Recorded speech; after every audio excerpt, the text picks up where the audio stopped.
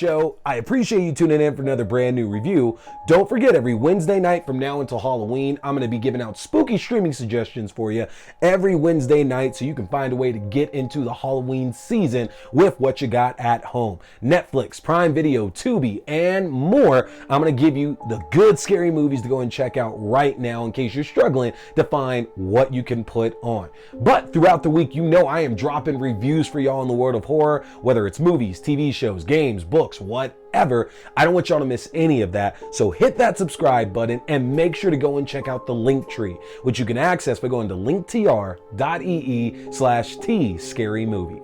If you get subscribed to the Linktree, that's going to give you access to the YouTube page for the video versions of the show, your favorite podcasting platforms, the audio-only versions of the show, to my Letterboxd page for written reviews and movie rankings through the year, my TikTok page for my short horror content, including movie premieres and movie news, my Twitch page for all my horror gaming, including The Thing Remastered and Phasmophobia, and to my Fangoria shop page, where you can enjoy my 20% off discount, anything in the Fangoria shop, including a yearly subscription to the physical magazine. Don't miss out on all that goodness, y'all. Hit that subscribe button, as the more followers I get, the more content I can put out for all of you. And don't forget the giveaways. Here in the month of September, I am giving away a Freddy Krueger Toonie Terror action figure.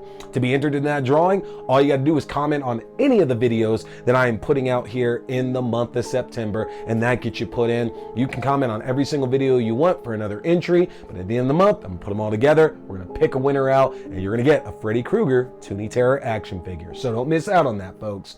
So what are we talking about here tonight? Well, thankfully to my friends at Nerds That Geek, I was able to go and catch an early screening tonight of the new thriller, Speak No Evil. Yes, of course, this is the remake of the 2022 thriller that premiered on Prime Video here in the States from Christian Tatrup, who put together a harrowing story that captivated quite a lot of people.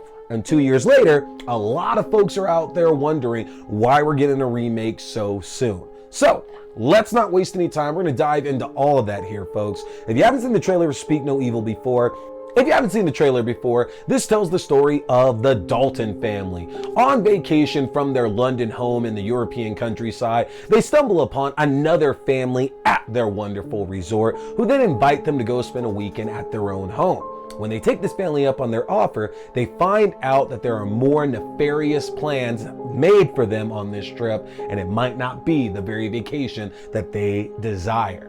Now, if you've seen the original film, you know that description I just gave does not give even the slightest inkling of what this movie has in store for audiences. Again, the original film is a very brutal, harrowing film about what happens when you let people push you into doing things. When you don't stick up for yourself, we don't stop somebody, when you let things happen, that's when bad things occur, and they can continue occurring and continue getting worse. When will you step up to stop it? And the thing is, I love that original film. I've talked about remakes on this show before in my defense of them. I like remakes quite a lot, especially horror remakes, because I think that they really do serve a true, honest-to-God purpose. While yes, there are going to be a lot of familiar beats that were done in the original film, James Watkins, who takes on both writing and directing duties, and if you know that name, that man did one of my absolute favorite horror films of all time, Eden Lake, another film that shares a lot of similarities here with Speak No Evil. He took a task that, for me, seems like it has to just be colossal. You know, Blumhouse saw this film, I'm sure, and said, we have to get an American audiences immediately. And it is a bit of a weird choice because it is told in English. You can understand it for sure. And the movie only came out a couple of years ago, but I get it. You know, this company that takes a lot of productions, puts out usually 2 to 3 per year, wanted something big to end their year off on. And I do understand, because Speak No Evil is going to be their best reviewed movie of the year, anchored by an amazing performance by James McAvoy. So it does have a lot of different tones to the same beats that we might see in the original film, but it's not a shot-for-shot remake. It doesn't follow that story 100% either, and it does actually make some changes that makes this film the crux, the moral, the focus of the story about letting people push you into doing things and you bending over backwards to accommodate them. And in this case, to the extreme, when you do that, it going sour, it becoming a very, very deadly situation. That is still at heart here of this new version. But this movie chooses to instead focuses on how do you push past that more than this is what happens when you don't. And that's going to give it a much different feel when we start to get to the climax of this movie. Also, the original film had this sense of dread throughout. You know, we hadn't seen that movie before.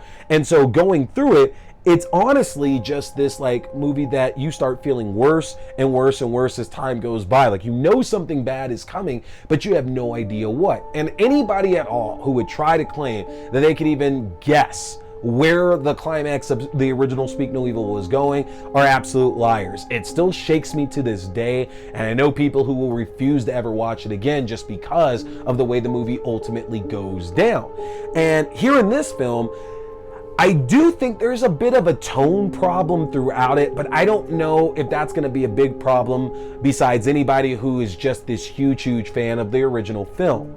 Because on one hand, if you haven't seen the original film before, this movie's going to be a blast for you. The audience I saw it with absolutely loved it. I don't know if this is a good thing to say or not, but they were laughing through a large amount of the film.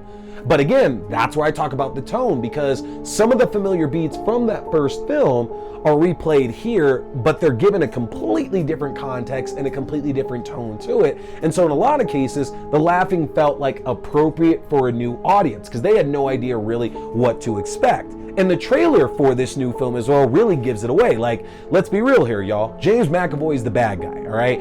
If I spoiled this movie by telling you that, I don't know what to tell you, because I get it. Some of y'all walk into movies completely blind, but that is the big thing here, is that James McAvoy is absolutely our villain of this piece, and the trailers do make that very, very clear. And so I have to imagine that a lot of the audience I saw it with tonight was super aware of that, but even then, a lot of the beats in this film that were played very seriously in the original film kind of get played a little bit for laughs in this one.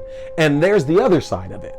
I have to wonder if Watkins' goal here, or maybe a directive from Blumhouse, was that we don't want this to feel like such an emotional burden like the first movie did, because you really carry it on you the entire time. And by the time the climax hits, it's kind of like you just accept your fate and you're just accepting what you're seeing happening to all these characters. And it's like Watkins doesn't want to give us that feeling. And so if you've seen the movie before, there's all this telegraphing of stuff that we know that's going to end up coming. But then it goes a completely different way and it makes a different choice. And that's enough to distinguish it and make it different from the original film. Now, I do think fans of the original film, they'll enjoy McAvoy's performance, they'll enjoy Mackenzie Davis's performance, they'll enjoy Scoot McNairy, does a good job as well too. Aisling Franciosi, she does a really good job. The kids are really good in this as well too. The acting in this is superb. And again, going back to James McAvoy, I would love to see him get some awards nomination for this. Like, you know, seeing Blink twice recently and Strange Darling, those two films stand out in my mind this year as ones that had acting performances that 100% should be getting some awards nominations. And again, Speak No Evil really should join that. James McAvoy really should catch some nominations for this. He likely won't because horror just gets shit on, but that would be extremely nice. The acting is really, really good. And again, the tone is different enough to where it seems a different enough movie, but I still think that enough fans of the original are going to walk out of this and still say, I don't understand the reason for this existing, ultimately. It didn't do enough for me to really justify making this remake 2 years later. And that's going to be fair, y'all. That is the big problem here that I have with this, because I did really enjoy this remake for sure. It is still brutal. It is still violent, and it's a very uncomfortable film, but it's a lot lighter than the original one is for sure. But it doesn't change the fact that you're looking for a reason to justify the existence of this remake. Original one was in English, so that's not an issue there. Original one was a couple years ago, so it's not old enough to where it needs to be seen again. And I don't know, outside of, again, the tone being different on a lot of the beats here, and maybe the climax trying to tell a different story than the original one did, it just doesn't do enough to where I think that certain portion is going to be able to set it aside. still good. Still good, and you should absolutely see this. Again, this will be Blumhouse's biggest movie of the year in terms of quality for sure. I don't know if the box office will be bigger than Imaginary or Night Swim, just off the fact that, I have to imagine James McAvoy has a little bit of a higher quote here for this, maybe Mackenzie Davis as well too, and that might offset a little bit, but who knows? This is going to be their best movie of the year without question on that. And James Watkins, again, crafts another tale that fits in very nicely and very neatly with his other phenomenal masterpiece, idyllic. Go check this one out in theaters, folks. It opens up this weekend, and I am curious in the comment section. Tell me your opinion on remakes. Do you like them? Do you hate them? Do you think that there are some legitimate reasons for them? Tell me in the comment section. That's going to get you entered for a chance to win a Freddy Krueger Toonie Terror action figure that I'm going to give out at the end of the month. And hit that subscribe button, folks. I got more great reviews coming for you. And of course, more great streaming suggestions for your Halloween season every Wednesday leading up to Halloween. Don't miss it, folks. I appreciate you tuning in, but that's it for tonight. My name is T. We've been talking scary movies. Stay scared. Boy here is a big fan of Fangoria. So, if you want to check out the world's best horror magazine that's out there, get a chance to get yourself your own subscription, which I just got my first one back in 2022, and I don't regret it for a second. But if you want your own Fangoria subscription, or you like the Fangoria merchandise, then head over to the Fangoria shop and use my link if you want to save yourself some money, folks. That's an easy one to remember. Just go to shop.fangoria.com/AXDEW. Again, that's shop.fangoria.com/AXDEW, or use my specific code AXDEW at checkout. You can save 20% off your entire order, and that implies 2 subscription and one-time orders as well. You don't want to miss out, folks, because with the magnitude of horror movies we've had released in the last few years, and with what we have on the horizon, Fangoria is going to be your #1 source for all that great, juicy, bloody information in the world of horror. So again, head to shop.fangoria.com. Hey there, folks! Thanks for tuning in to T Watch This Scary Movie. I appreciate you checking out another review or movie news, whether we're talking movies, TV shows, books, or games, whatever, it's all scary. Remember, you can check out new episodes every Wednesday night at 8:30 p.m. Mountain Standard Time on the YouTube page for video. That's youtube.com/C/Theron Reynolds Scary Movie. Again, youtube.com/C/Theron Reynolds Scary Movie. And you can check out the audio version on all your favorite podcasting platforms. Just search T Watch the Scary Movie or TWASM.